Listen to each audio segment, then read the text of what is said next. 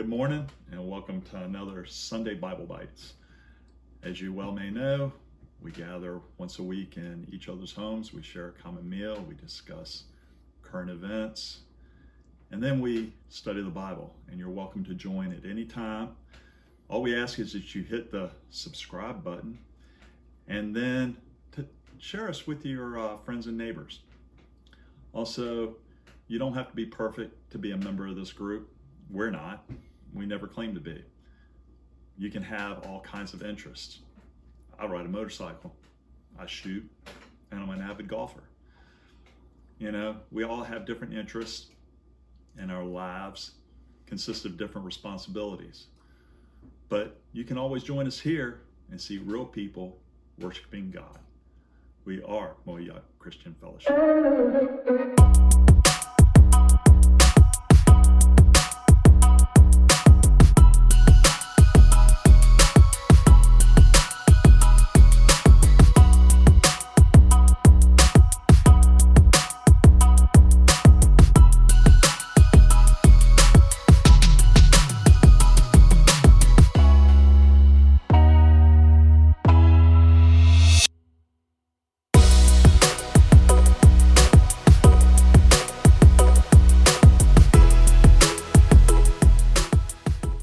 Hey, good morning and welcome back again. We're still in the book of Ecclesiastes, but before I get into that, I wanted to briefly mention what we've been talking about this morning.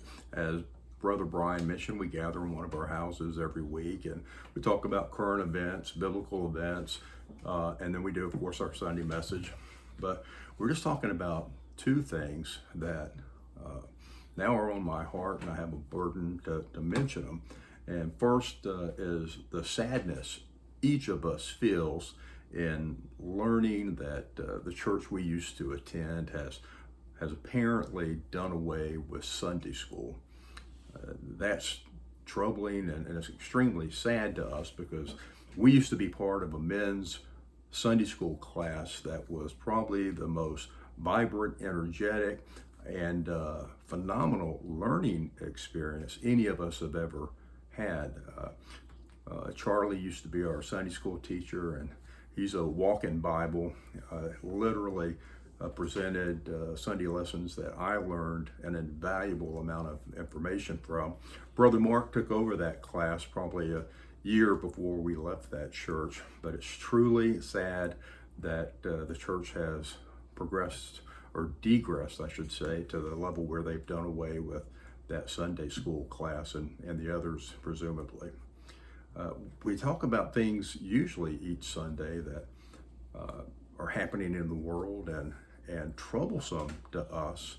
And I'm going to get into a little bit of that in today's lesson. So let me go ahead and get started with that. And again, we're in Ecclesiastes, and I'm going to open up with verse 4:1. Chapter 4, verse 1. It says this: Again, I looked and saw all the oppression that was taking place under the sun. I saw the tears of the oppressed, and they have no comforter. Power was on the side of their oppressors, and they have no comforter. Now, throughout history, the poor have always drawn the short stick. It's been the way it's always been, and unfortunately, that's still the way it is. They've always been oppressed to some extent. From the enslaved Jews in Egypt to the poor in America today, oppression exists at the hands of wealthy, liberal politicians. America has more opportunity than any other country on the planet Earth. America is the only country with a waiting list of over 1 million people who want to immigrate to this country. Now, liberals see America very differently. Liberals would tell you that America is a terrible place, and we've seen this at the Olympics that are taking place right now. We saw the soccer team and its star player protesting America. And I think, at least in my heart, I feel that God held them accountable for that. and they dropped out of the competition, not because they wanted to, but because they were beat so handedly. So be careful what you say, and be careful what you do. All right, now, liberals have created an image and culture of hate in America, and that's surely sad and it's troubling. Liberals teach their followers to be victims of everything America has to offer, instead of taking advantage of the vast opportunities we have to offer in America. Liberals are teaching their followers to be victims of everything. And that is truly sad. Good example of that is voter ID. All right, liberals preach that voter ID is oppression of the poor, all right, and that the poor don't have access to IDs, as if the poor are too stupid to figure out how to get one. And that is not the case. But a recent congressional hearing, Representative Nancy Mace pressed Texas Representative Thompson on voter ID. We're going to take a look at that real quick. This is the same way. Do y'all need IDs to buy alcohol when you're purchasing at the store? Yes, to be sure that you are capable of doing that. Right. Do you need an ID in Texas to buy cigarettes? You can't buy them unless you're at least 21. But do you have to show an ID to buy You do cigarettes? have to show an ID. Do you need an ID when you're getting a job and trying to get on payroll in Texas? Yes. Do you need an ID to go to the pharmacy and get a prescription in Texas? It depends on the prescription. But do you need an ID for some prescriptions in Yes, you do. Texas? Yes. Do you need an ID to get Social Security services in Texas? You do. Do you need an ID to rent an apartment in Texas? Yes. Do you need an ID if you're going to buy a house and finance it via a mortgage in Texas? Yes. Do you need an ID in Texas if you're going to board an aircraft and fly commercial? Yes. Did you fly commercial or fly a private jet on the way to D.C.? A chartered plane. Do you have to show an ID when you fly in a private charter jet? Yes. I wouldn't know. I've never flown on one. So, did you need an ID to get in the building here today? Yes. Do you need an ID in Texas to open a bank account? Yes. To cash your check if you're working. Okay, the argument against voter ID obviously falls completely flat after seeing that video. Completely flat. Now, many of us have talked about those exact same things, that you need an ID to do everything in society. You can't buy liquor without ID, as was just said, cigarettes without an ID, can't get on an airplane without ID, you can't even get into the United States Capitol without ID. You can't get welfare without ID, food stamps without ID. You can't get anything without an ID. But liberals want their base to believe they're being oppressed and that they don't have the ability to get an ID, when the reality is they already have them. I believe that in America, being a victim is a choice. It's not a mandate. It's not a requirement. It's a choice to be a victim. You know, I've got a niece who was tragically raped many years ago. And as a victim of rape, she could either live the rest of her life as a victim or live the rest of her life as a survivor and advocate against rape. I'm thankful she chose not to be a victim, not to let the person who had tried to hold her down and ruin the rest of her life do that. She chose to be a survivor and to keep going and keep fighting and to share her story with others. We don't have to be a victim of everything that happens to us. We have laws in this country against oppression, but one side of our political spectrum uses laws and ideas to oppress an entire class of Americans. They convince them again that they're victims who need protection. And what they want, of course, is they want those victims they just created to think that they are the only ones that can protect them. And sadly, many people fall for that. They fall for it easily. And we have to bring that to an end. All right. The list of examples of this are endless, and they go on and on and on. But I want to talk about something else that happens far too often, especially when we're faced with trauma or a specific need. Let me read real quick. I'm getting ahead of myself. Let me read chapter 5, verse 4. It says this: when you make a vow to God, do not delay to fulfill it. He has no pleasure in fools. Fulfill your vow. It is better not to make a vow than to make one and not fulfill it. Do not let your mouth lead you into sin, and do not protest to the temple messenger. My vow was a mistake. Why should God be angry at what you say and destroy the work of your hands? Much dreaming and many words are meaningless. Therefore, fear God. Have you ever been faced with a loved one on the brink of death and prayed to God that if you would just spare them, I'll do something in return? You say you'll start going to church. You'll obey his commandments. You'll make up with a loved one or friend. You're going to go back to school. You're going to do better in your life. How about a financial need? Have you ever prayed to God to help you with a financial need and then made a promise, if you'll only help me make the mortgage payment, I'll go to church next Sunday? But you never go. And God knows that. And the big question comes, did you follow through on any of those promises you made to God? And if you didn't follow through, I'm here to tell you this: God will get his pound of flesh out of you. God does not like it when we say things to him that we don't mean, and especially when we say things we're going to do and we never even begin to try. So don't promise God that you'll do something if you have no intention of fulfilling it. He knows when you make that promise if you're even going to fulfill it.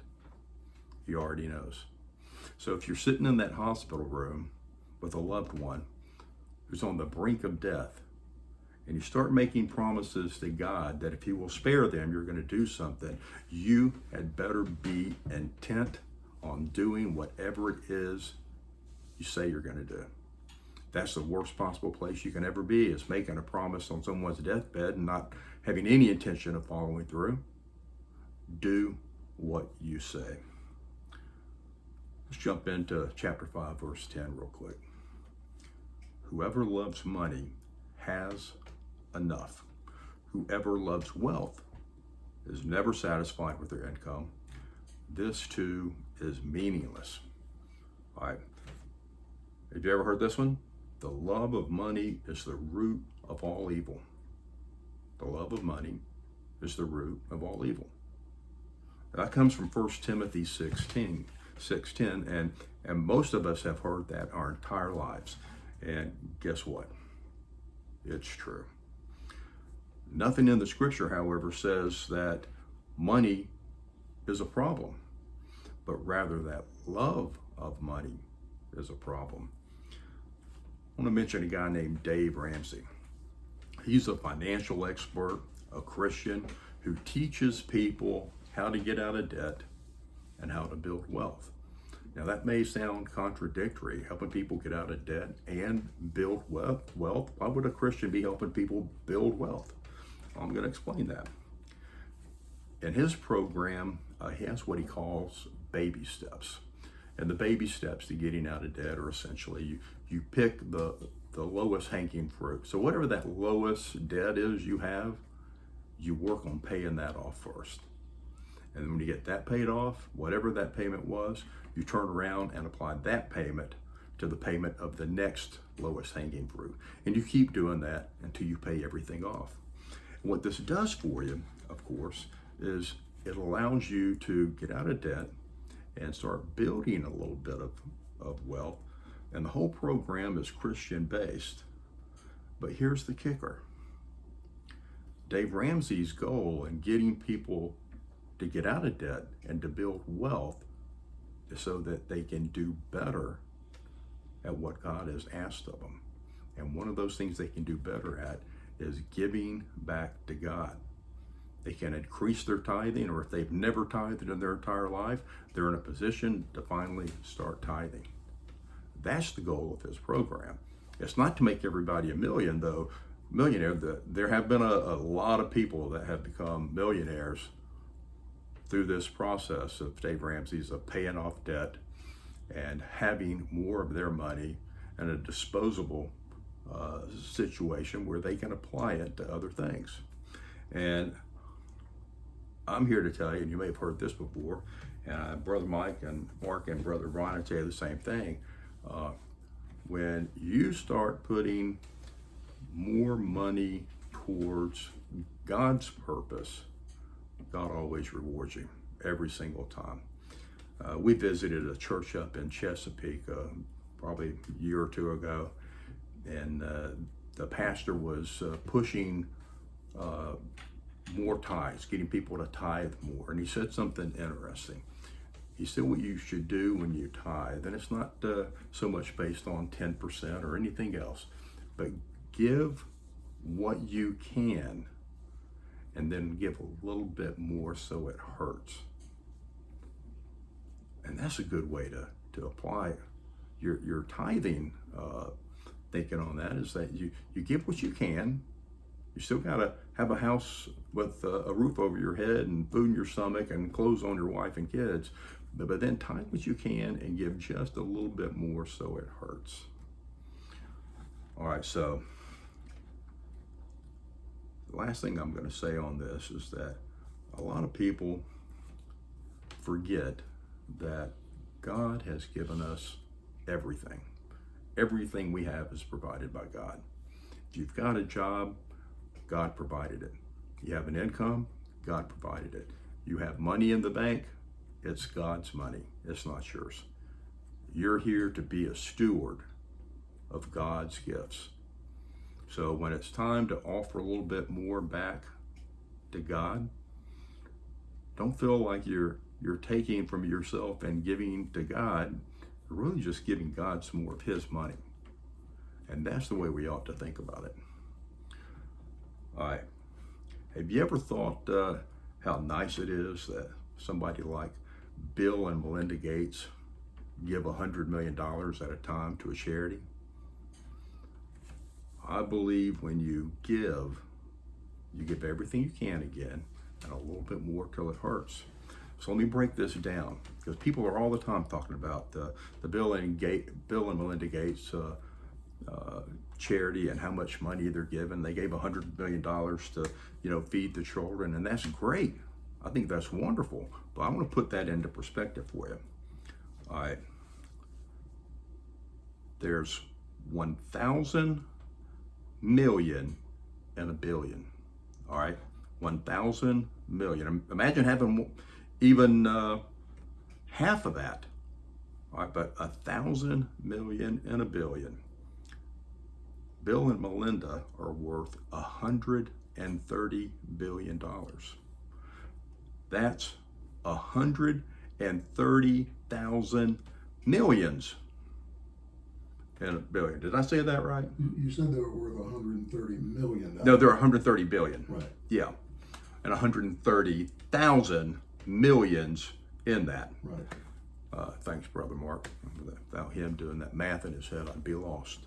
All right, so the Gates are mega billionaires. They got all the money they'd ever need and then some. But the point is, when they give $100 million to a charity, it only feels like they gave a penny to them. That's it. So I'm not saying that they aren't doing good, but it needs to be put into perspective because money makes us crazy. All right, right here, look at this picture. All right, this is a Tommy Hilfiger, if I'm saying that right, t-shirt. All right, look at this. How many people do you know that have this t-shirt, which cost about $40? How many people?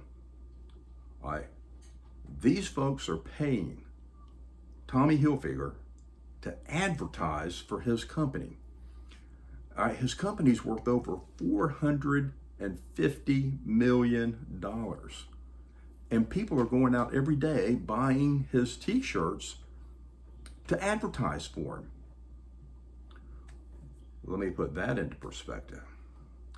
Athletes are smarter, believe it or not.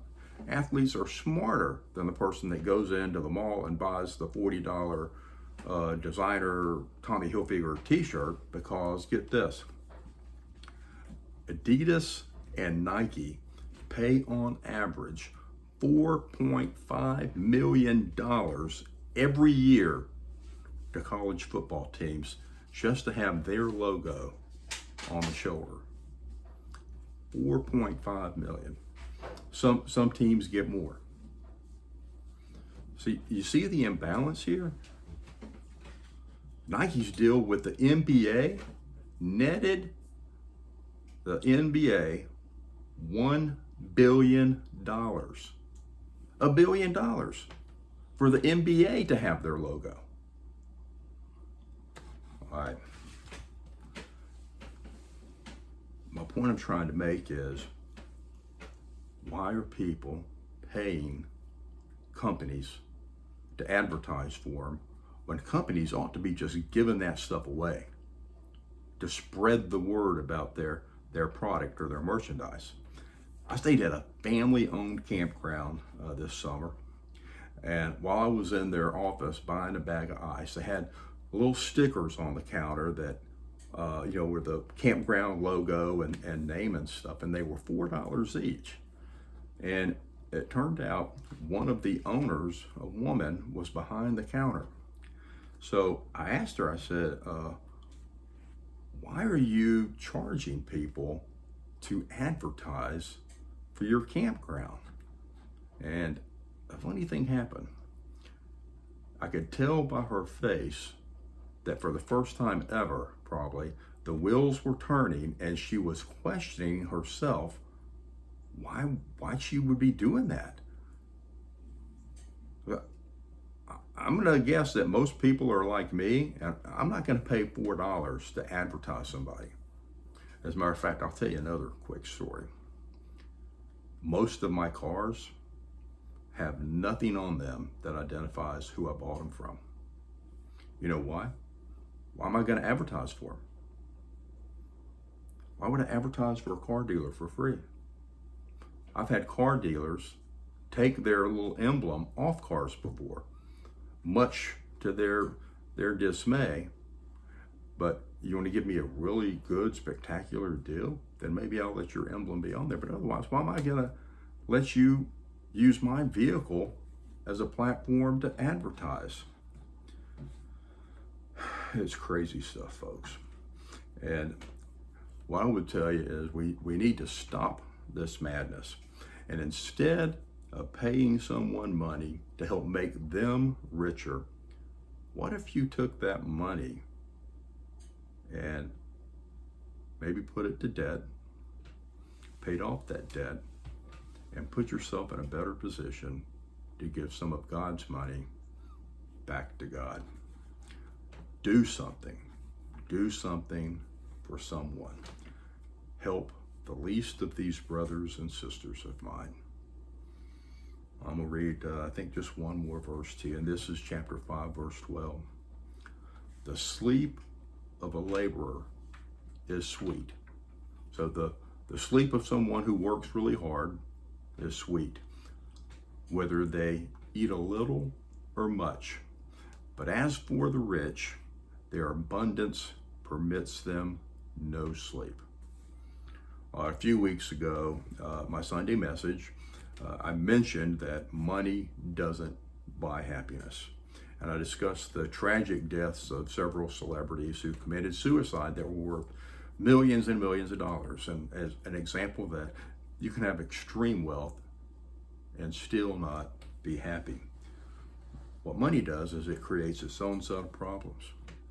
The rich have to maintain their wealth. They have to grow their wealth, and that's hard work. So they toil, as the King James Version says, they toil in the sun to keep that wealth. Now, my mother's side of the family is from Blue Ridge, Georgia, and the Blue Ridge Mountains. And my grandfather built every home they ever lived in, and I think that only accounts for two homes that I know of. All right, he made his money doing odd jobs. He never had a career. He never even really had like a job he was going to be at for any period of time. He just did odd jobs to get money to do whatever he needed. All right, but he mostly lived off the land. He grew his own food. He raised his own cows and hogs. He took care of himself. But he didn't worry about money because he never had it. It wasn't something he worried about. He was completely self-sufficient. He was a God-fearing man who believed God would provide, and God always did. He and my grandmother raised 11 kids living off the land. And I think they were pretty happy folks. My grandparents also slept like babies. They never lost a night's sleep. The rich get very little good sleep. Chapter 5, verse 18 says this: "That is what I have observed to be good. That is appropriate for a person to eat, to drink, and to find satisfaction in their toilsome labor under the sun during the few days of life God has given them. For this is their lot. Moreover, when God gives someone wealth and possessions and the ability to enjoy them, to accept their lot and be happy in their toil, this is a gift from God. They seldom reflect, though, on the days of their life because God keeps them occupied with gladness of heart." These three verses tell us to enjoy what we have while we can, because our time on earth is like, you can't even measure it in the spectrum of time. So we're here for a very short period. So if you have the ability to enjoy something, you better enjoy it today. Don't put it off till tomorrow, because tomorrow may not come. But these three verses also tell us that hoarding our riches is not good. Every time we get a promotion, make even more money, is that a reason to keep buying a bigger house or more expensive cars and jewelry? I mentioned earlier the Dave Ramsey program, to pay off debt so you can live better, but give more back to God. Like many of you, I used to daydream about winning the lottery and all the things I could do with millions of dollars. I mean, I could buy a big mansion, tons of luxury cars, a yacht, a private jet. But there's a few problems with that. First, apparently you have to play to win. Second, none of that serves the glory of God. Today, I think of all the people I could help if I won those millions, the ministries I could support. God has already given me all I need. I'm able to focus on what others need. And I hope you're in a place where you can do the same. And if you're not, I want to check out a program like Dave Ramsey's and learn what you can do to better your financial situation so you can help others.